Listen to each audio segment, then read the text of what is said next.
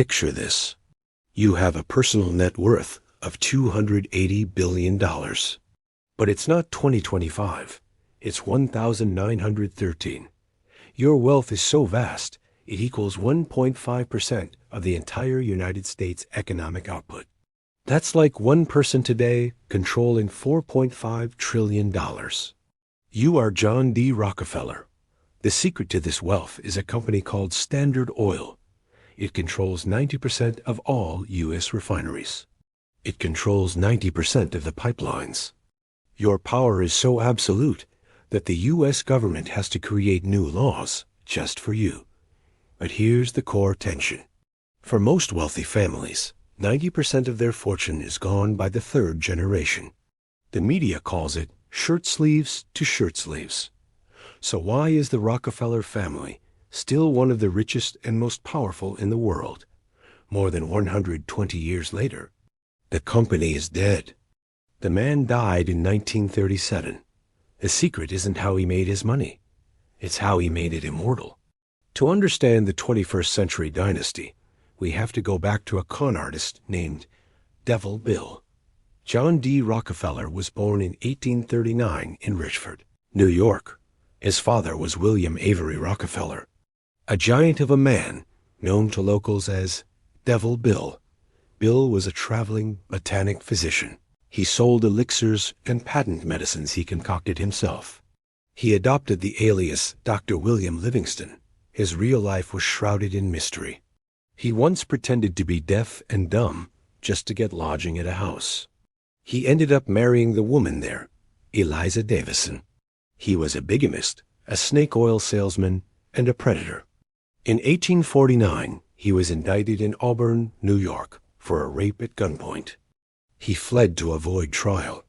He loaned money to farmers at 12% interest. His goal was not to be paid back. His goal was to foreclose and take their farms. He openly bragged, "I cheat my boys every chance I get. I want to make him sharp." This was the man who shaped John D. Rockefeller. Growing up, John was the opposite of his father. He was ordinary, silent, and reserved.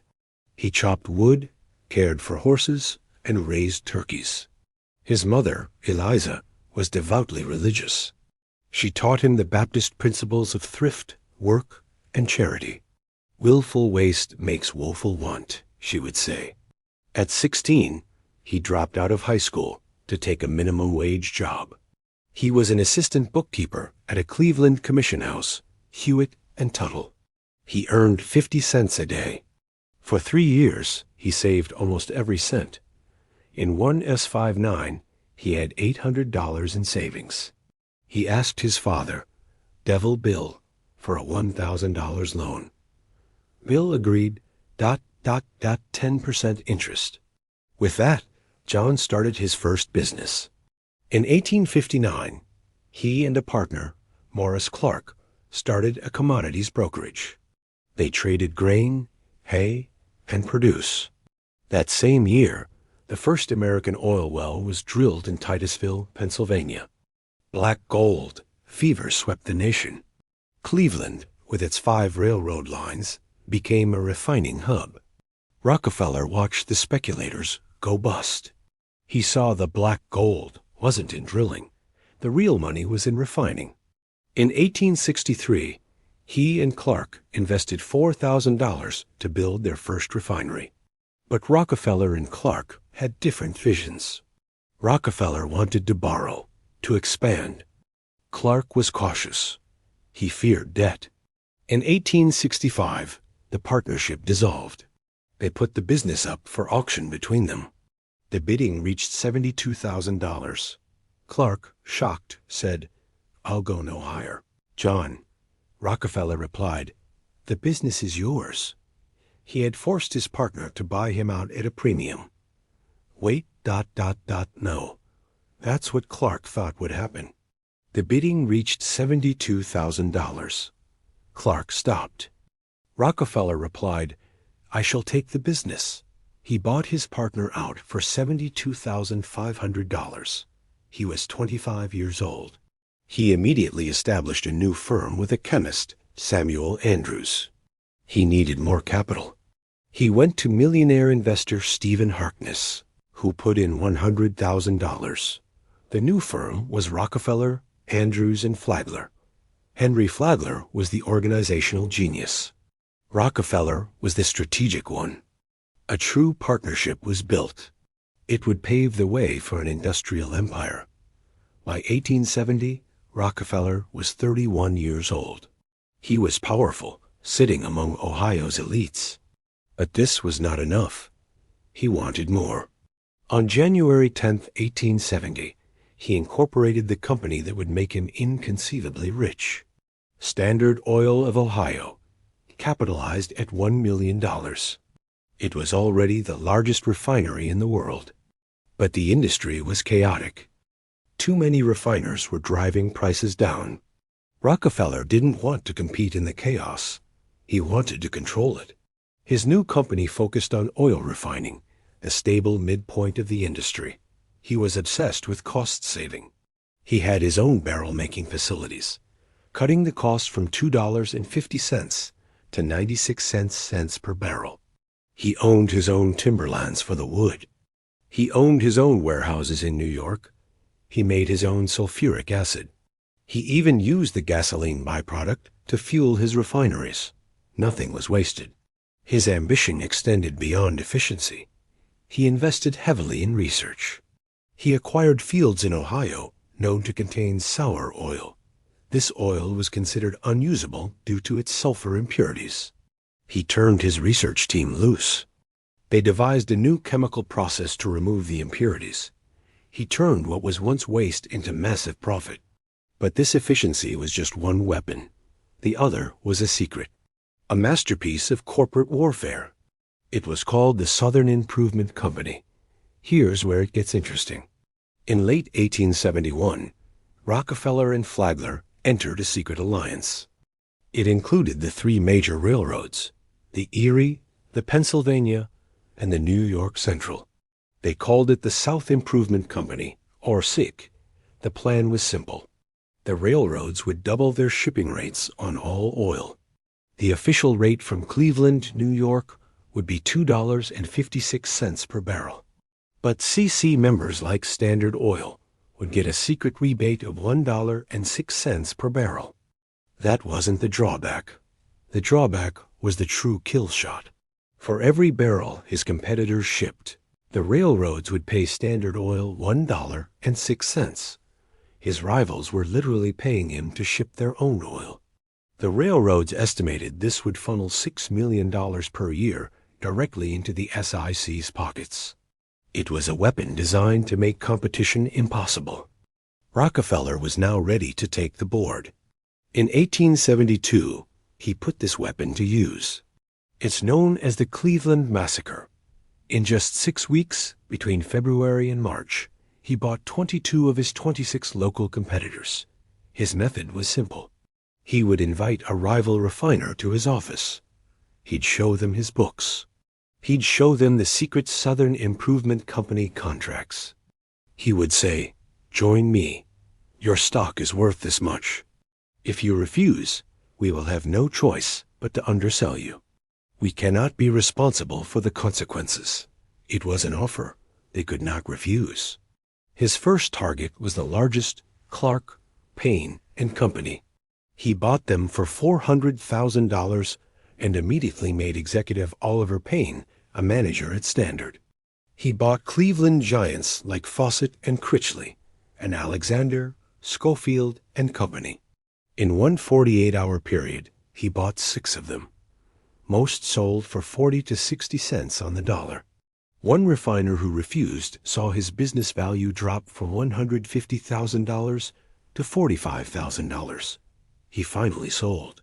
By the end of March 1872, Standard Oil controlled the entire Cleveland refining industry. And then everything changed. Word of the SIC deal leaked. The independent oil producers in Pennsylvania were furious. They started an oil war.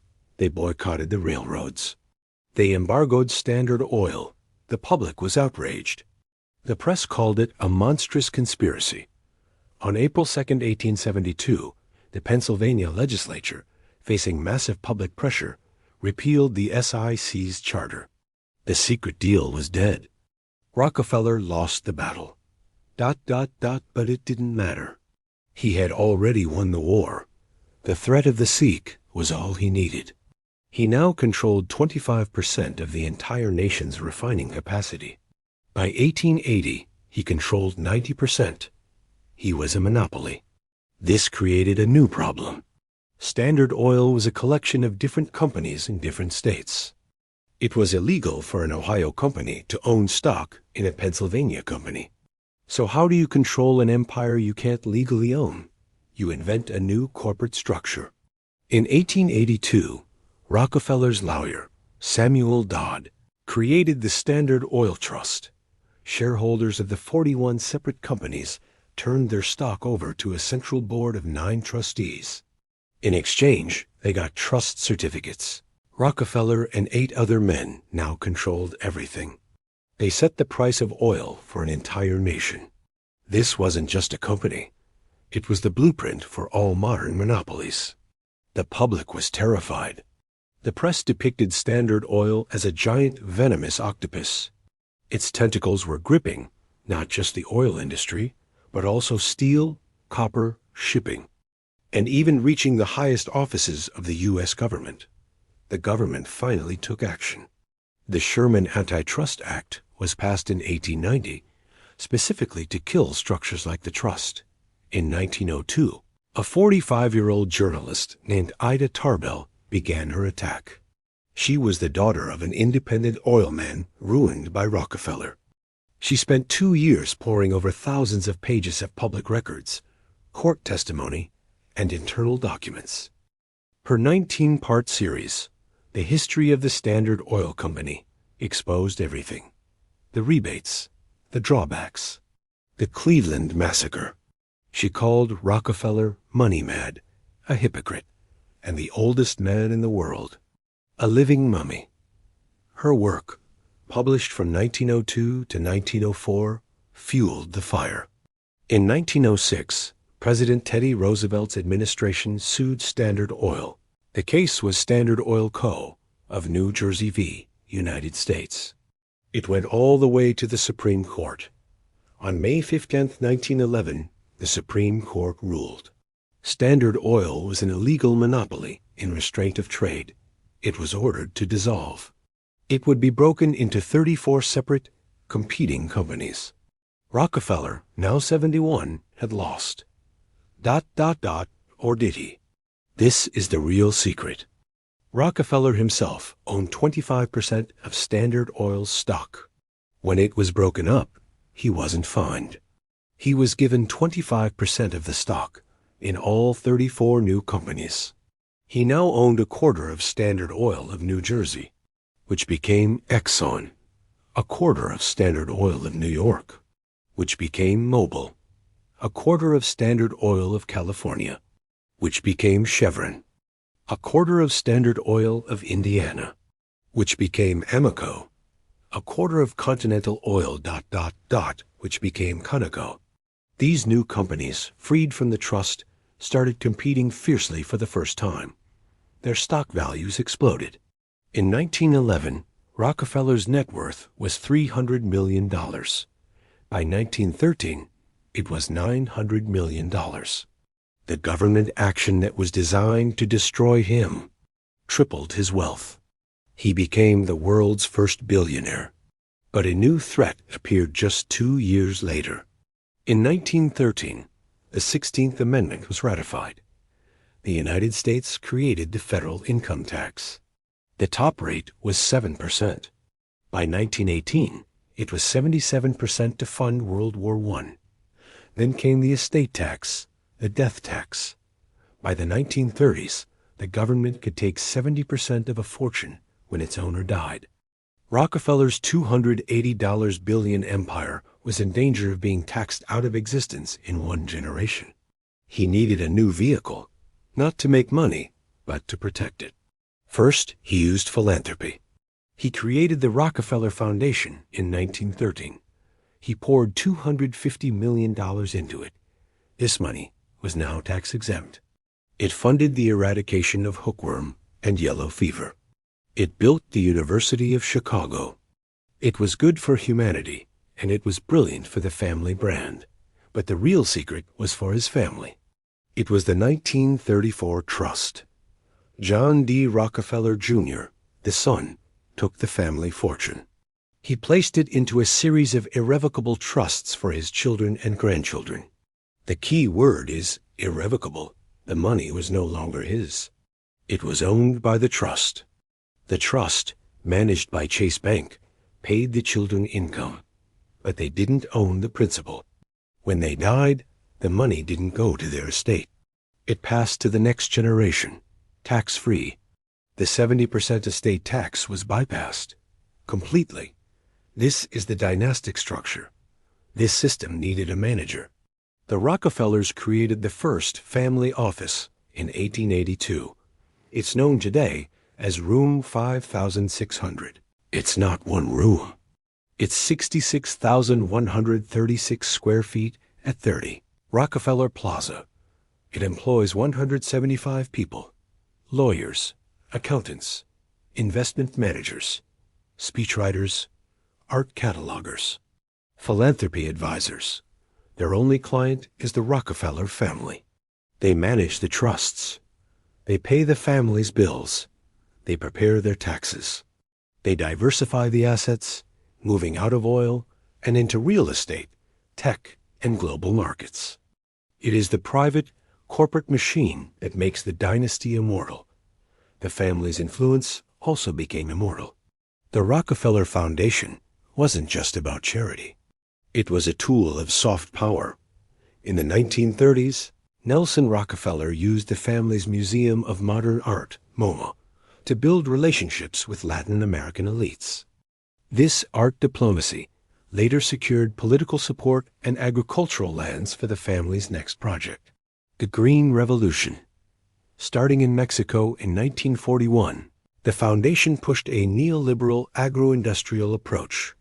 In the 1950s, it turned to India, seeing the new democracy as a stronghold against communism. The foundation as agricultural programs led to India placing the largest wheat seed order in history, 18,000 tons, costing $2.5 million. Critics argue this sidelined local farmers and issues of land redistribution, but it cemented American influence. This political entrenchment was total. From 1950 to 2014, there was not a single year that a Rockefeller did not hold a high political office, from governor of New York to vice president of the United States. Which brings us back to today. Standard Oil is gone. The 1934 trusts finally paid out when the last grandchild, David Rockefeller, died in 2017. The wealth is now spread across 700-plus living heirs. The total family fortune is estimated at $10.3 billion. That's less than his 1913 peak. So, did the secret fail? No. The $10.3 billion is what's left after 100 years. After 700 people have lived off it. After funding a century of global philanthropy and political influence. And after bypassing the estate tax for 3 generations. The secret wasn't a number.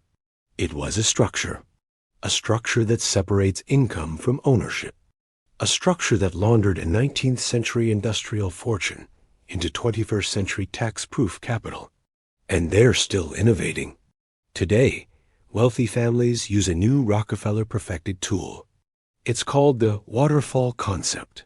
A grandparent buys a tax-exempt permanent life insurance policy, but the policy is on the life of their grandchild. The grandparent overfunds the policy for 3 to 5 years, letting it grow, tax-deferred. When the grandchild turns 18, the grandparent transfers the policy to them.